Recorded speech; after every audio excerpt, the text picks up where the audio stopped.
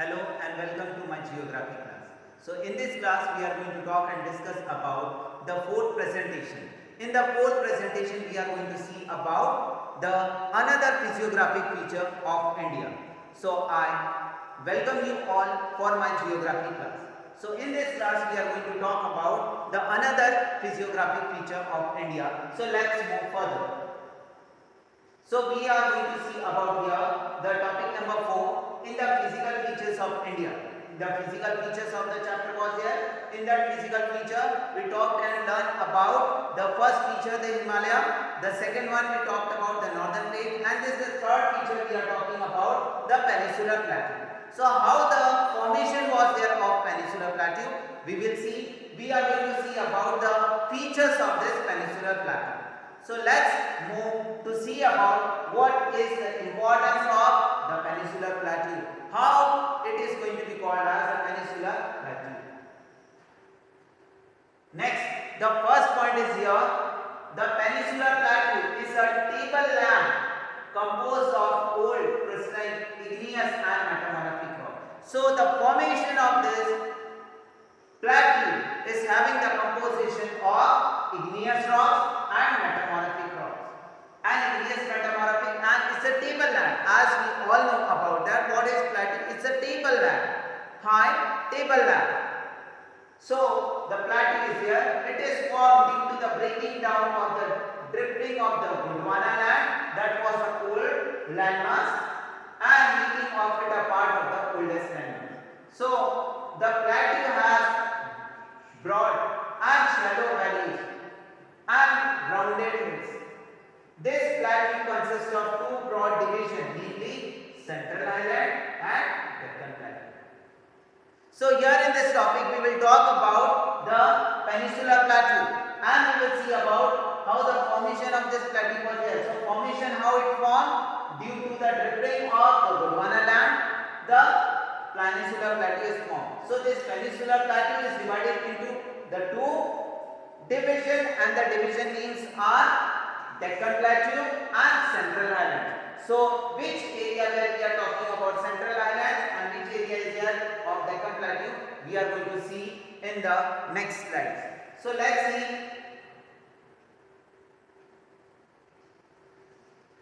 The part of peninsular plateau lying the northern of the Narmada River. We are talking about Narmada River covering a major area of Malwa Plateau is known as Central Highland. So with the help of map it is going to be more clear to you understand. Here the sentence I am explaining for you.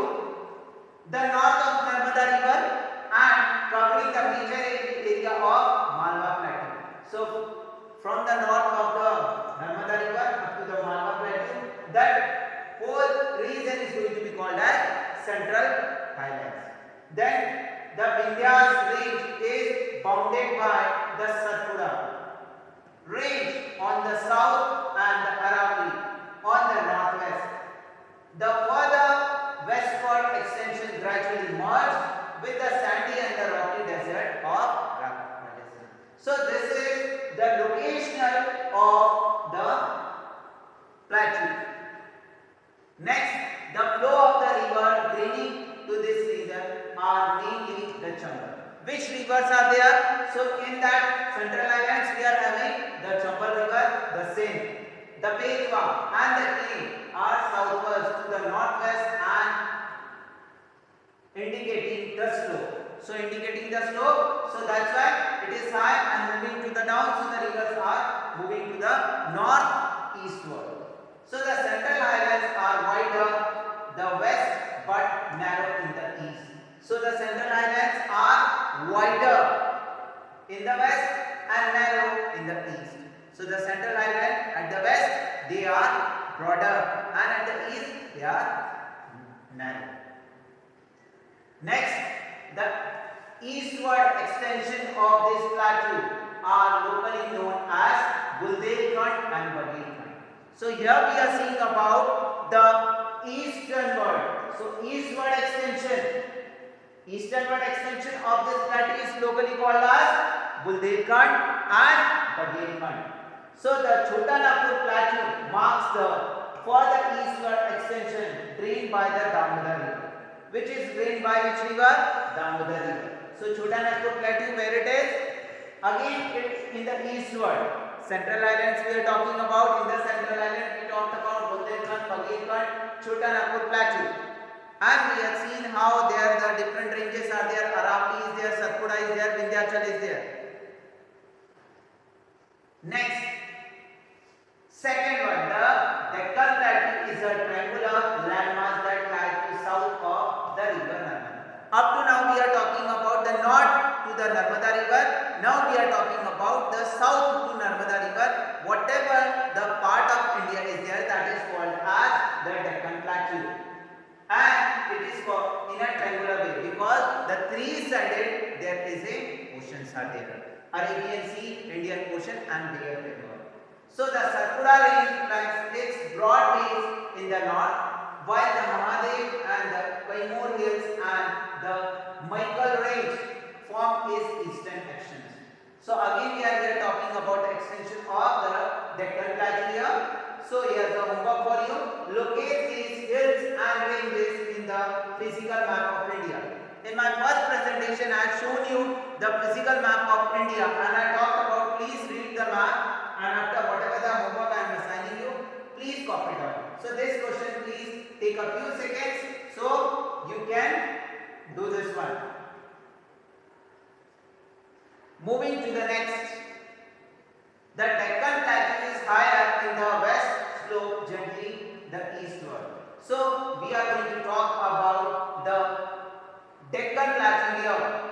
So Deccan Plateau, how we are going to talk about its extension. So an extension of the plateau is also visible in the northeast, locally named as the Meghalaya.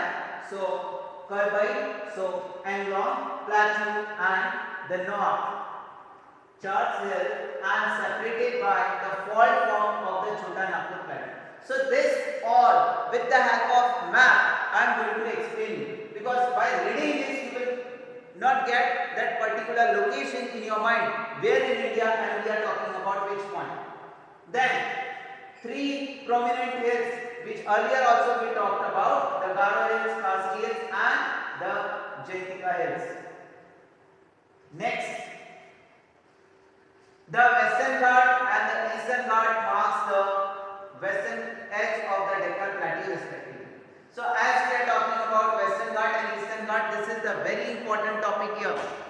So in this topic we are going to have the discussion of Western Ghat and Eastern Ghat. So with the help of map we will see about India's southern part is there. In the southern part, one side here the Western Ghat is there, another side there is a Eastern Ghat is there. So here we are going to talk about in the Peninsular Plateau, the southern India, the Deccan Plateau is there in a triangular manner, and the three sides we are having the oceans. So this continuous range Western Ghat and this continuous range Eastern Ghat, we are going to see the difference of that. So let's move further to discuss about the Western Ghat lies parallel to the western coast and they are continuous and can be crossed through the passes. And the passes are Thal, Bhor and Pal Ghats in the physical map of India. Another homework is here. So please copy down this again location 1. I am giving you a few seconds to please copy down. Locate the Thal, Bhor, Pal Ghats in the physical map of India. Next, the Western Ghats are higher than the Eastern Ghat. So here the differentiation starts. This is a very important question. It will come in examination. Differentiate between Western Ghat and Eastern Ghat. So when we are talking about Western Ghat and Eastern Ghat, we have to look these points and we will bifurcate with the help of map. First, Western Ghats are higher and Eastern Ghats are less higher than this one. So here the elevation is given 900 to 1600 meters and the Eastern Ghats are 600 meters. Then the Eastern Ghats are stretched from the Mahanadi Valleys to the Nilgiris of south, and the Eastern Ghats are discontinuous. And why they are discontinuous? Because the rivers are draining into the Bay of Bengal.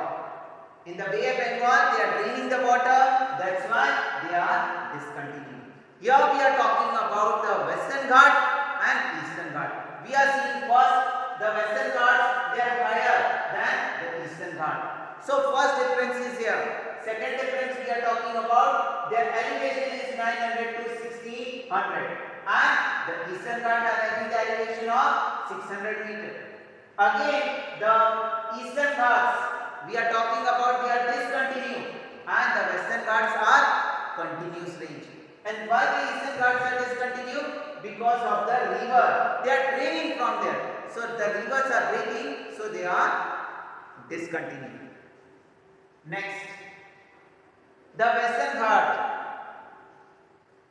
cause orographic rain by facing the rain bearing moist wind to the right along the western slope of the Ghat. Then we are talking about as the monsoon is hitting first to the Western Ghat and creating the orographic rain, and by facing the rain bearing a moist wind, the rising along the western slope of the Ghats. The Western Ghats are known as with a different local name. So here another homework for you. So what are the local names of Western Ghat? Having the third homework for you, what are the local names of Western Ghat? Please copy it down.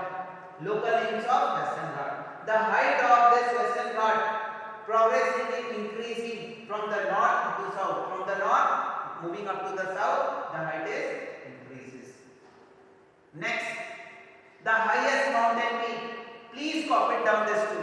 I will give few seconds to you. By that, you please copy down this. The highest peak include Annaimudi and 2695 meter its height, and Doda Veda is 2637 meters. And in the Western Ghat we are having Mahendragiri, and the height in the meter is 1501 meters is the highest peak in the Eastern Ghat. So here is the difference. Annaimudi is the highest peak in the Western Ghat, then Mahendragiri in the Eastern Ghat. So another differentiation point. So when the question will appear for the 5 marks, you can write this difference also. So highest mountain peak in the Western Ghat, Annaimudi you write, and in the Eastern Ghat, Mahendragiri is here. So like that you have to write it down.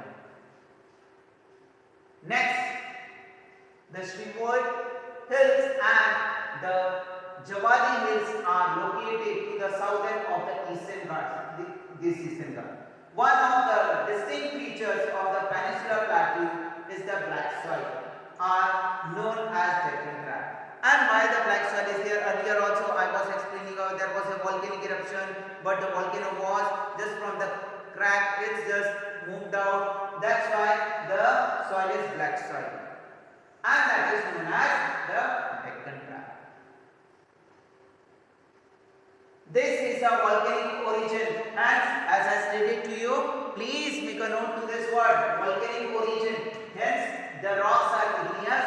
Actually these rocks are denuded over a long time and responsible for the formation of black soil.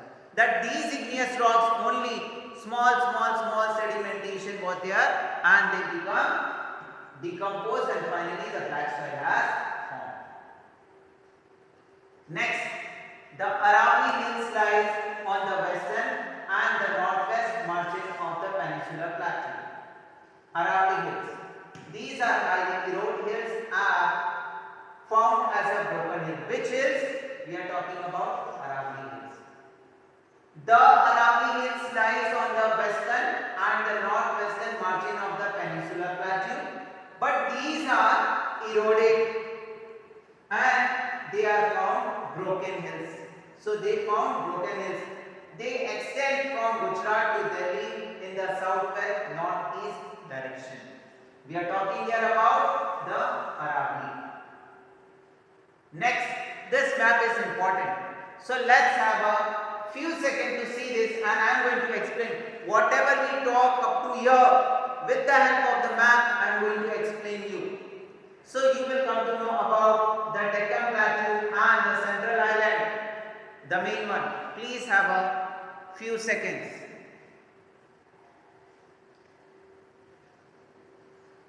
Here, observe from first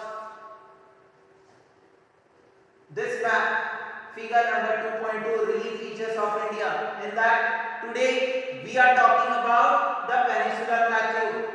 Okay, in the peninsular plateau, the whole brownish area, this brownish area, it is there. That is the peninsular plateau up to here. So this part is there. So first we will search about Narmada River. Narmada River, north to Narmada River. This whole part is going to be called as the Central Highlands.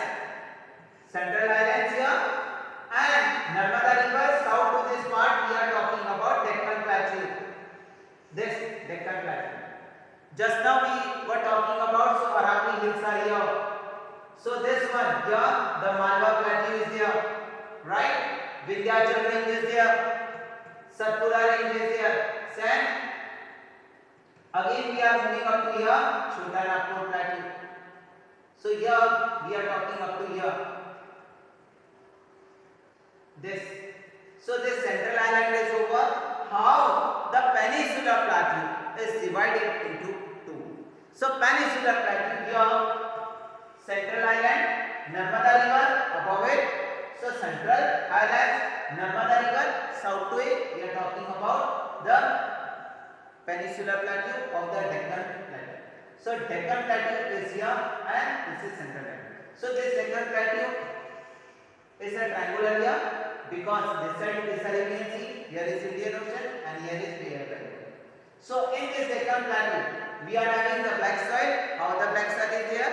So due to the weathering of the igneous rock, how the igneous rocks are present with the volcanic activity. So formation of that.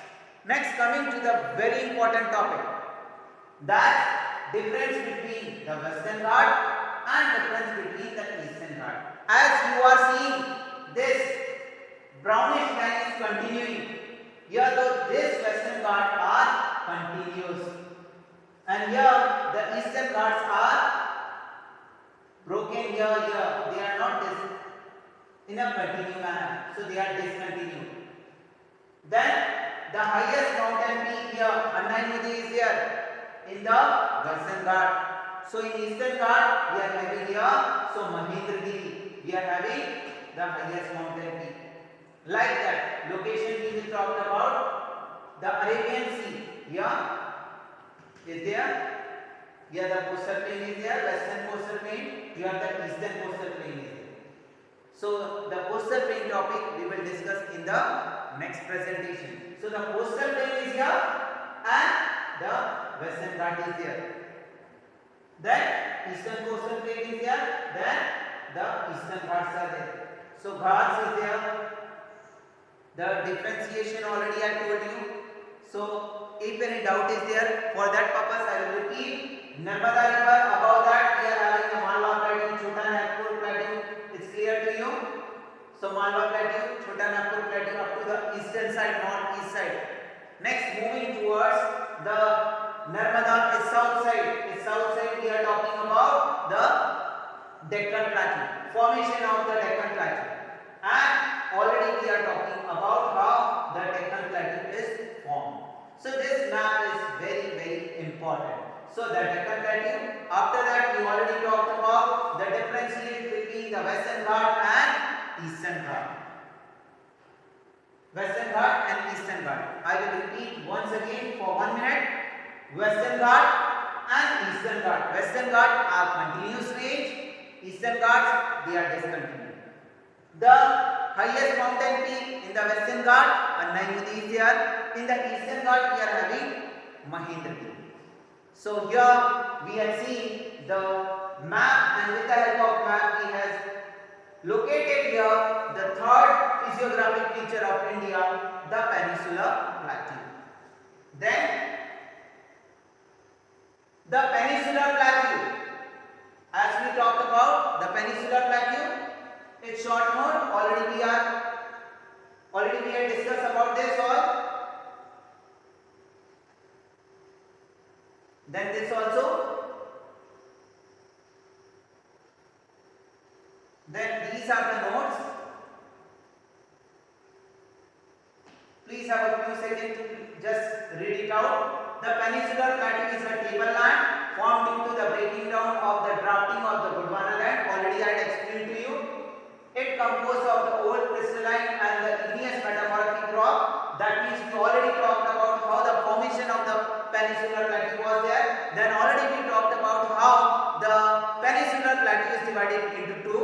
After that we have seen about the Narmada river as a major identification mark. From the Narmada river above the north we are having Central Island, and downside we are having the Deccan Plateau, and we have seen the Western Ghat and Eastern Ghat. So in this presentation we are stopping here, and in the upcoming presentation we will see about the islands and the coastal plains. So thank you to each and everyone. Jai Hind.